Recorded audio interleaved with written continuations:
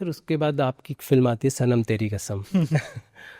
उसके साथ भी वही होता है, वही फिल्म होता आती है, है, फेल हो वर्क नहीं जाती करती, फेल नहीं करती, और अभी की 1 साल पहले आती है फिर से री रिलीज में, और लोग थिएटर में बैठ के रो रहे होते हैं। है। हर चीज का एक समय होता है।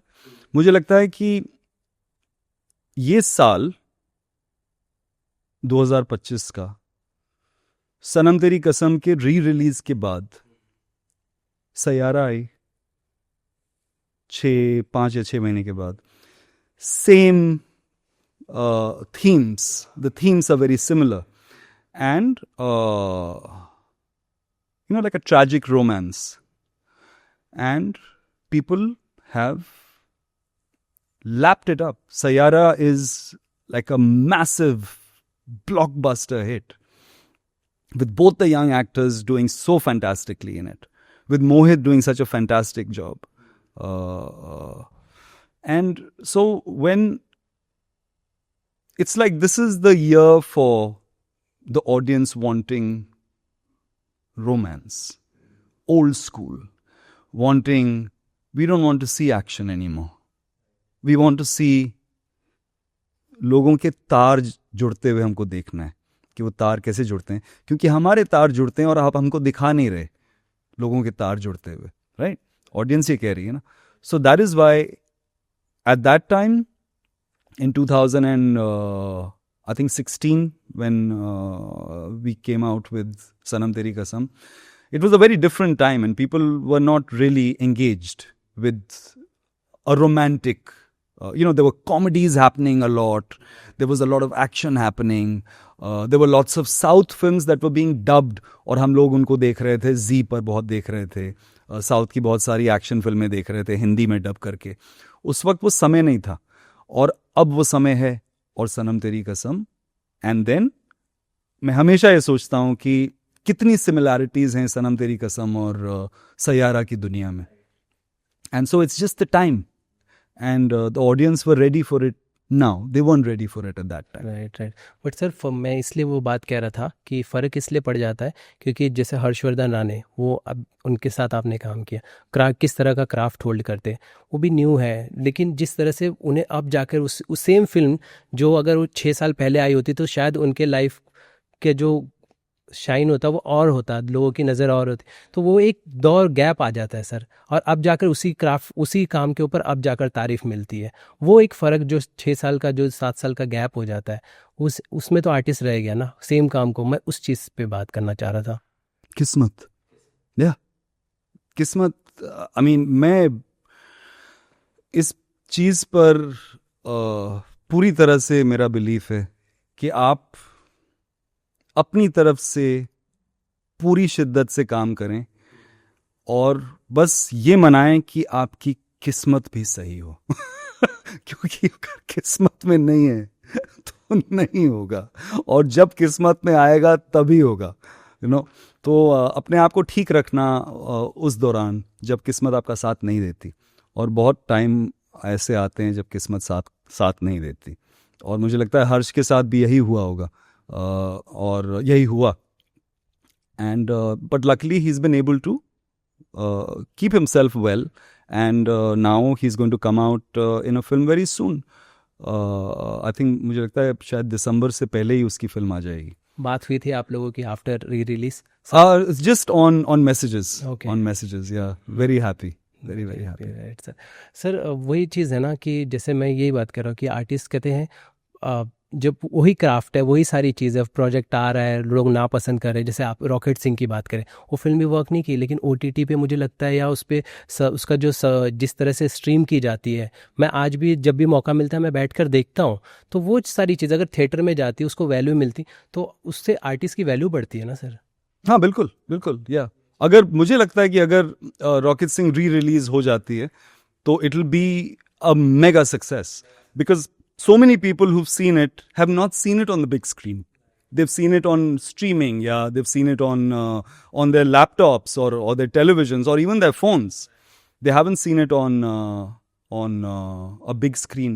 जैसे हमारे घर के बाहर एक मोची हैं जो आंध्र प्रदेश के हैं, तो सनम तेरी कसम में मैं आंध्रा का एक कैरेक्टर प्ले करता हूँ ना, जयराम. तो एक दिन उन्होंने मुझे रोक लिया मेरी मिसेस गई थी उनके पास सैंडल अपनी ठीक करवाने, तो उन्होंने कहा कि आपको पता है कि मेरे फ़ोन पे कौन सी पिक्चर है जो मैं हर बार जूते ठीक करने के बीच में जब मुझे टाइम मिलता है तो मैं देखता हूँ। मैंने कहा कौन सी है? ही पंच्ड इट एंड से देखिए आप हैं, सनम तेरी कसम। तो मैं बहुत दिनों से उनसे मिला नहीं हूँ, लेकिन आई एम 100% श्योर कि जब आई होगी फरवरी में तो उन्होंने अपनी फैमिली के साथ ज़रूर जाकर देखी होगी। बिल्कुल बिल्कुल। सर ये मुझे ना ये आर्टिस्ट जो आप जैसे जो छोटे मतलब जिस तरह से बैकिंग नहीं है, सपोर्ट नहीं है, आप लोग जब काम करते हैं और चीज़ें उस समय वो अप्रिशिएट नहीं करती और बाद में जब अप्रिशिएशन मिलता है तो कहीं भी दुख भी होता है कि यार ये बंदा आज अप्रिशिएट करा, सब सही है। जैसे विनीत सिंह ने कहा था कि जब मुक्काबाज आई थी तो लोग थिएटर नहीं गए थे, लेकिन आज भी मुक्काबाज के लिए मुझे मैसेजेस आते हैं कि यार, फिर मैं सोचता हूँ यार कि अगर जाके पिक्चर देख लेते तो शायद आज चीज़ें मेरे लिए बहुत बेटर होती। सक्सेस जो, क्योंकि अगर फिल्म सक्सेस होती तो चीज़ें चेंज हो जाती। You know the thing is कि मेरे लिए ये इम्पोर्टेंट है कि मेरा काम ऑडियंस तक पहुंचे। वो काम ऑडियंस तक कब पहुंचे उस पे मेरा कोई जोर नहीं है। अगर आप बॉक्स ऑफिस पे टिकट खरीद कर मेरा काम नहीं देख रहे हैं, उस पे मेरा कोई जोर नहीं है, क्योंकि अगर आपने देखा ही नहीं तो फिर आपको पता ही नहीं चलेगा, राइट? फिर तो मैं हूं ही नहीं ना। और अगर आपने बाद में जाकर वो देख ली तो मेरे लिए ये बहुत बड़ा प्रिविलेज है कि आपने देखी। तो आप चाहे टिकट खरीद कर देखें, स्ट्रीम कर कर देखें, 9 साल के बाद देखें, 15 साल के बाद देखें, लेकिन देखें ज़रूर। दैट इज़ माई पे बैक। तो विनीत का क्या मानना है इस बारे में मुझे नहीं पता, लेकिन मेरा मानना ये है कि मैं चाहता हूँ कि मेरा काम लोग देखें, चाहे आज देखें या 10 साल के बाद देखें, क्योंकि this is a long road. This is not a road that gets over in 5 years or 20 years or 30 years or 50 years, you know. इस साल मेरे 30 साल कंप्लीट हुए हैं फिल्म इंडस्ट्री में, और किसी ने बोला मुझसे कहा कि वाह 30 years हाँ मनीष, एंड सबसे पहले मेरे जहन में बात ये आई कि या it's the half way mark, it's actually the half way mark. I have 30 years more inside me to work, और अगर जीवन रहा तो वो 30 साल और होंगे, राइट? किस तरह का काम आप देखते हैं कि जैसे आपने कहीं कहीं कहा भी था कि मैं ऐसा काम छोड़ जाना चाहता हूँ जिस पे मेरे बच्चे भी प्राउड करें?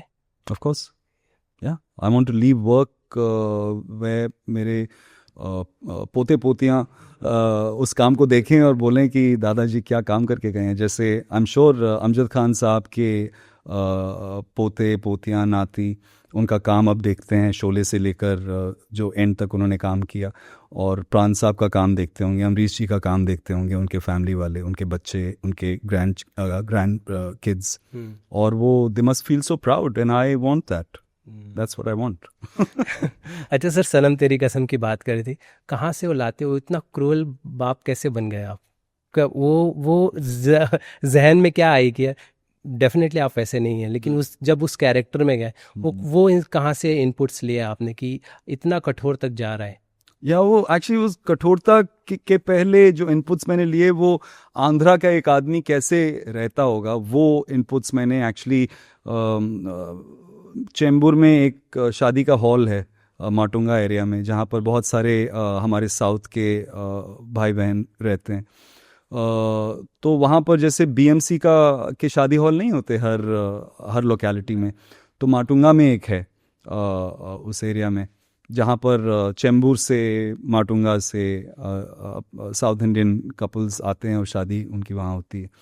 तो मैंने पता किया कि वहाँ पर शादी, एक्चुअली मेरे जो विनय के जो प्रोडक्शन वाले थे, मैंने उनसे बोला ज़रा पता करो कि कोई शादी हॉल है माटुंगा में जहाँ पर मैं जा सकूँ। तो मुझे मौका मिल गया एक शादी पर जाने का। तो उनकी शादियाँ सुबह से लेकर दोपहर तक होती हैं। अच्छा, विनय सप्रू जी वो जो सनम तेरी कसम के प्रोड्यूसर है, जो डायरेक्टर है। तो फिर मैं वहाँ गया, मैंने पूरा दिन वहाँ उनके साथ बिताया, उनका खाना खाया, उनकी बातें सुनी उनके कपड़े देखे कैसे वो पहनते हैं, उनके रिवाज देखे, रीति रिवाज जो शादियों में होते हैं। और तो वो मेरी फाउंडेशन बहुत स्ट्रॉन्ग थी जयराम को प्ले करने के लिए। और फिर जब वो कठोर समय सीन का आया करने के लिए, तो वो भी मैं, आप समझिए कि इसी फाउंडेशन के चलते वो मैं कर गया, क्योंकि विनय वॉज वेरी पर्टिकुलर कि ऐसा लगना चाहिए कि ये कितना क्रूर नहीं कहूँगा, कठोर बाप है, कठोर बाप है। और फिर मुझे पता था कि जो एंड है इसका, उसमें रिडेम्पशन की बहुत पॉसिबिलिटीज़ हैं, क्योंकि जब वो ब्रेकडाउन जब उसका होता है और वो बच्चों की तरह जब रोना शुरू करता है, तो लोगों को लगता है कि चलो उस कठोरता का एक जैसे कहते हैं पनिशमेंट उसको मिल गई।